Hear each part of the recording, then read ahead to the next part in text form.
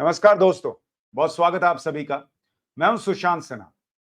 माफी चाहूंगा, 2 दिन मेरी तबीयत थोड़ी ठीक नहीं थी, इसलिए आपसे यूट्यूब पर मुलाकात नहीं हो पाई। लेकिन आज बात करूंगा जो उपचुनाव के नतीजे आए हैं।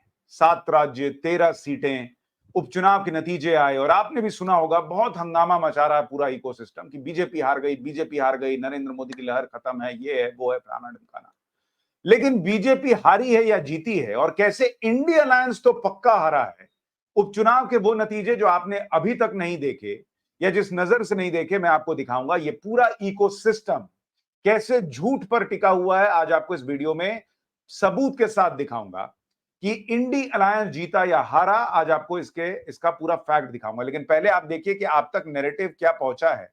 आप तक नैरेटिव यह पहुंचा है कि INDI bloc have wins 10 out of 13 seats, BJP 2 independent bags Bihar seat. आपने यही कहानी सुनी कि इंडी गठबंधन ने 13 में से 10 सीटें जीत ली और आपने देखा होगा कि हर जगह इसी तरह की खबर छपी है।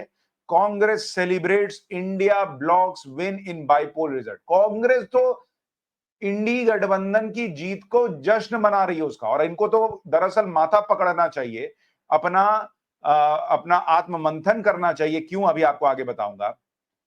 बीबीसी जैसी वेबसाइट्स जो हैं वो छाप रही हैं कि विधानसभा उपचुनाव के नतीजे इंडी इंडी की जीत और बीजेपी के पिछड़ने के मायने क्या है। मतलब इनके हिसाब से बीजेपी पिछड़ गई है और इंडी अलायंस आगे निकल गया है।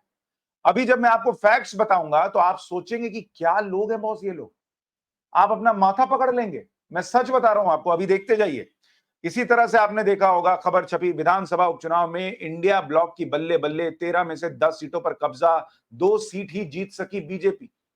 यही नैरेटिव चल रहा है कि बीजेपी तो मात्र 2 ही सीट जीत पाई, लेकिन इंडी अलायंस ने 10 सीटें जीती। अब मैं आपको इसको फैक्ट के साथ समझाना शुरू करता हूं। सबसे पहले जरा यह भी देखिए कि इनके जो भोपू हैं वो क्या करते हैं, और उससे पहले कांग्रेस पार्टी क्या कर रही है, जरा इसको देखिए। राहुल गांधी ने भी ट्वीट किया कि 7 राज्यों में हुए चुनाव के नतीजों ने स्पष्ट कर दिया है कि भाजपा द्वारा बनाया गया भय और भ्रम का जाल टूट चुका है। किसान, नौजवान, मजदूर, व्यापारी, नौकरी पेशा समेत हर वर्ग तानाशाही का समूल नाश कर न्याय का राज स्थापित करना चाहता है। अपने जीवन की बेहतरी और संविधान की रक्षा के लिए जनता पूरी तरह से इंडी अलायंस के साथ खड़ी है। जय हिंदुस्तान, जय संविधान। इन्होंने भी इंडी अलायंस की जीत की बात की। इनका जो भोपू मीडिया है वो देखिए क्या छापने लगा। बद्रीनाथ में बीजेपी हारी, बंगाल में भी हार, इंडिया स्वीप्स बाई पोल्स। ये रवीश कुमार लिख रहे हैं। एक भाई साहब लिख रहे हैं उपचुनाव में बीजेपी का भयंकर नुकसान, छा गया इंडिया गठबंधन। ये तो बस ट्रेलर है, पिक्चर अभी बाकी है। एक भैया हैं वो लिख रहे हैं आज तो कमाल ही हो गया, उपचुनाव में भाजपा का सुपड़ा साफ, बद्रीनाथ तक हार गए, लिख के ले लीजिए, अब कोई राज्य नहीं जीतेगी बीजेपी, जीतने वाली बीजेपी। मतलब इसी तरह से ये लोग नरेंद्र मोदी को लिख कर ले लीजिए कि ये तीसरी बार प्रधानमंत्री नहीं बनेंगे कर रहे थे। लेकिन आप देख रहे हैं भोपू कैसे बज रहा है। सेम चीज जो कांग्रेस कह रही है कि इंडिया अलायंस जीत गया, वही इनका भोपू भी फैला रहा है कि इंडिया अलायंस जीत गया। जबकि ये सो कॉल्ड पत्रकार हैं, इनको वो फैक्ट्स बताने चाहिए जो अभी मैं आपको बताने जा रहा हूं। लेकिन क्या कीजिएगा, आपको इनका सच धीरे धीरे जानना और समझना होगा, और इसलिए कहता हूं ये जो फैक्ट्स बताता हूं ये दूसरों तक पहुंचाइए वीडियो शेयर करके। खैर, अब आते हैं जरा फैक्ट्स पर। पहले देखते हैं कि नतीजे आए क्या, उसको देखते हैं, फिर आएंगे इंडी अलायंस कैसे जीता है या हारा है उस पर। देखिए मध्य प्रदेश की सीट अमरवाड़ा, यहां पर पहले ये सीट कांग्रेस के पास होती थी। कांग्रेस से ये सीट बीजेपी ने जीत ली और बीजेपी की का उम्मीदवार यहां पर जीता। तो यहां तो बीजेपी जीती, कांग्रेस हारी। कांग्रेस जो जश्न मना रही है उसके लिए भी देखिए जश्न की कितनी वजह नहीं है। तो यहां बीजेपी ने गेन किया। बिहार में बीजेपी नहीं लड़ रही, बिहार में जेडीयू लड़ रही थी, वहां पर निर्दलीय जीत गया। अभी इस बिहार सीट का आपको पूरा आकलन बताऊंगा तो आप कहेंगे कि अरे ये तो बताया ही नहीं इन चिलगोजों ने। पंजाब, वहां पर आम आदमी पार्टी के पास सीट थी, जालंधर पश्चिम की, आम आदमी पार्टी ने जीत ली। बंगाल में रानाघाट दक्षिण की सीट पहले भाजपा के पास होती थी, वो टीएमसी ने जीत ली। रायगंज टीएमसी के पास होती थी, टीएमसी ने जीती। बागदा की सीट भाजपा के पास होती थी, टीएमसी ने जीती। मानकतला की सीट बीजेपी के पास होती थी, टीएमसी ने जीती।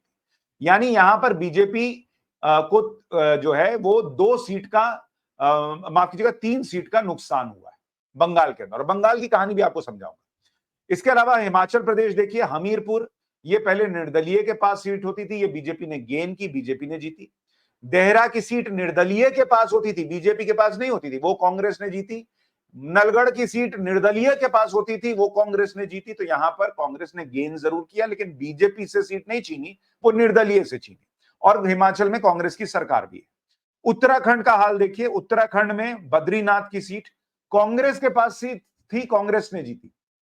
ये चिंदी अलायंस क्या चला रहा है, चिंदी मीडिया, कि भाई बद्रीनाथ भी बीजेपी हार गया। अरे बीजेपी तो पहले ही बद्रीनाथ हारी थी, वहां तो कांग्रेस ही थी, कांग्रेस की थी सीट, कांग्रेस ने फिर से जीत ली। मंगलौर की सीट कांग्रेस बीएसपी के पास थी, वो कांग्रेस ने जीत ली। तो वो बीजेपी नहीं हारी, बीएसपी हारी है। और तमिलनाडु की सीट जो है विक्रमंडी, वो डीएमके के पास थी, डीएमके के पास रह गई, वहां पे कोई बहुत अभूतपूर्व नतीजा तो आया नहीं। तो मोटे तौर पर अभी तो आया नहीं उस कहानी पर, असली असली जो आपको मैं कह रहा हूं कि नतीजे कैसे आपके लिए पलट जाएंगे, जो अभी मैं फैक्ट्स बताऊंगा। अभी तो मोटे तौर पर आपको बताया कि बीजेपी को मोटे तौर पर नुकसान जो हुआ वो बंगाल में हुआ। इन 13 सीटों में बीजेपी के पास पहले 3 सीट थी, अब बीजेपी के पास 2 है। 3 सीट उसने बंगाल में गवा दी, 2 सीट उसने, एक हिमाचल प्रदेश में और दूसरी जो है उसने मध्य प्रदेश में गेन कर ली।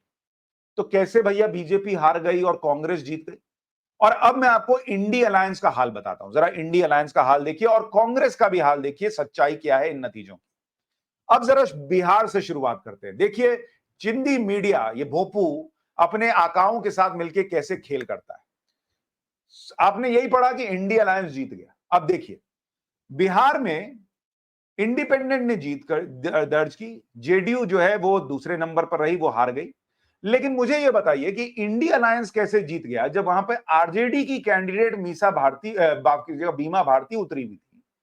आरजेडी हार गया, आरजेडी इंडी अलायंस का पार्ट है, तो इंडी अलायंस बिहार में क्यों नहीं हारा बॉस? और इंडी अलायंस तो तीसरे नंबर पे रहा, दूसरे पे भी नहीं रहा। वो भी तब जब पप्पू यादव भी, जो लालू यादव से इतने नाराज थे, जो लालू यादव के खिलाफ जाकर जो है वो वहां से निर्दलीय जीत गए, उन्होंने भी बीमा भारती को सपोर्ट किया। उसके बावजूद आरजेडी तीसरे नंबर पर है, लेकिन इंडिया अलायंस की जीत हुई है इस उपचुनाव में। सोचिए कैसे नैरेटिव बनाते हैं। अभी आगे सुनिए, तो सिर्फ बिहार का बताया, और सुनिए। अब देखिए पंजाब, पंजाब में आम आदमी पार्टी के पास सीट थी, आम आदमी पार्टी ने जीत ली, लेकिन वहां पर कांग्रेस की कैंडिडेट सुरिंदर कौर वो तीसरे नंबर पर रही। अब मुझे यह बताइए कि इंडी अलायंस की जीत कैसे हो रही है इस उपचुनाव में, अगर कांग्रेस आम आदमी पार्टी के खिलाफ पंजाब में लड़ रही है। कांग्रेस जो कि अभी अभी हाल में जो लोकसभा चुनाव के नतीजे आए उसमें पंजाब में उसको अच्छी सीटें आई, बावजूद इसके वो उपचुनाव में तीसरे नंबर पर रहती है। बीजेपी जिसका पंजाब में उतना बेस भी नहीं है, वो दूसरे नंबर पर रहती है। तो भैया कैसे इंडी अलायंस जीत रहा है, मुझे समझाइए। अगर इंडी अलायंस था तो कांग्रेस का तो कैंडिडेट ही नहीं होता।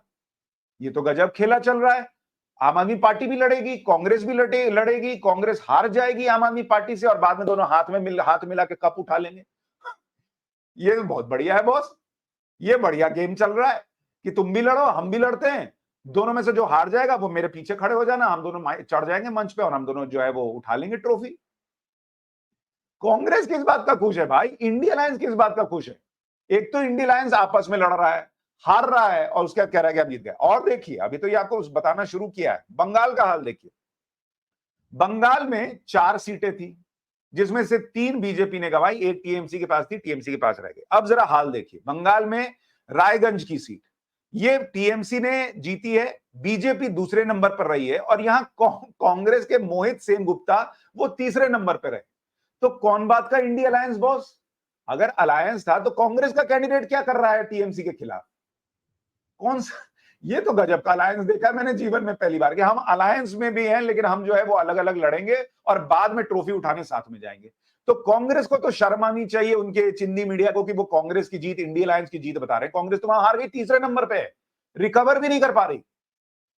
अच्छा आगे देखिए, फिर इसी तरह से रानाघाट दक्षिण की सीट, वहां पर भी अगर आप देखेंगे, वहां पर भी जो communist party of India Marxist CPI-M का कैंडिडेट है अरिंदम बिस्वास, वो तीसरे नंबर पे रहा, मात्र 13,000 वोट है। बीजेपी वाले को तो फिर भी 74,000 वोट है।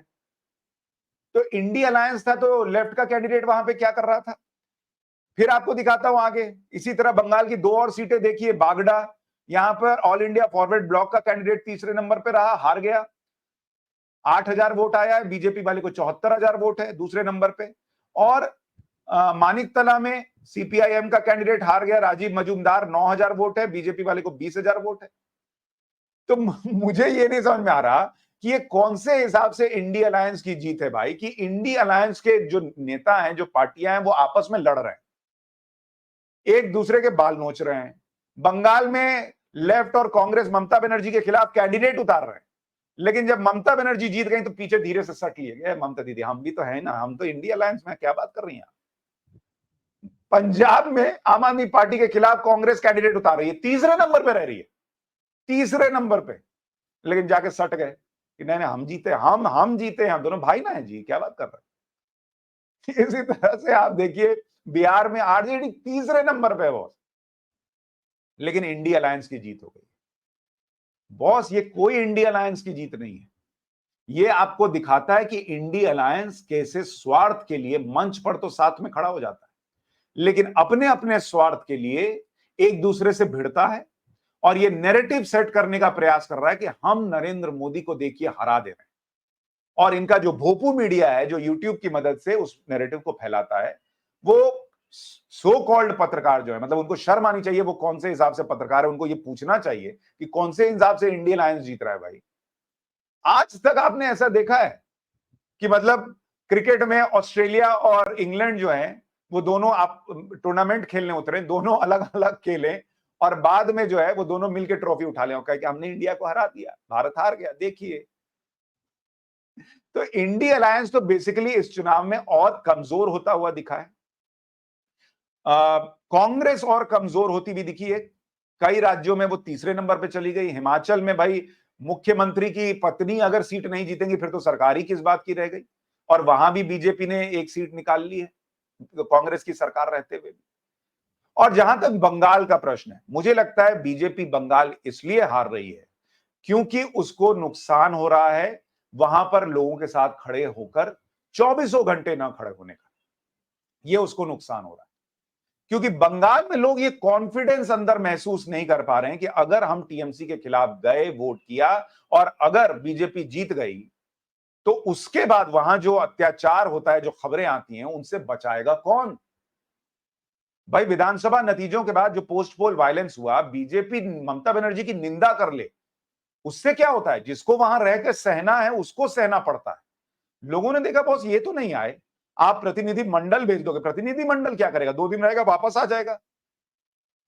उन लोगों के अंदर ये अश्योरेंस नहीं है कि हम बीजेपी के साथ खड़े हुए तो जब हमारे साथ अगर कुछ गलत होगा चुनाव के नतीजे आने के बाद तो बीजेपी हमारे साथ खड़ी होगी। ये लोग जो है वो कॉन्फिडेंस महसूस नहीं कर रहे हैं और इसलिए बीजेपी बंगाल में हार रही है। लोग वोट देना भी चाहते हैं तो वहां जाकर उनका हाथ कांप जाता है, वो नहीं दे पा रहे बीजेपी को वोट, और इसलिए बीजेपी ने सीटें गंवाई।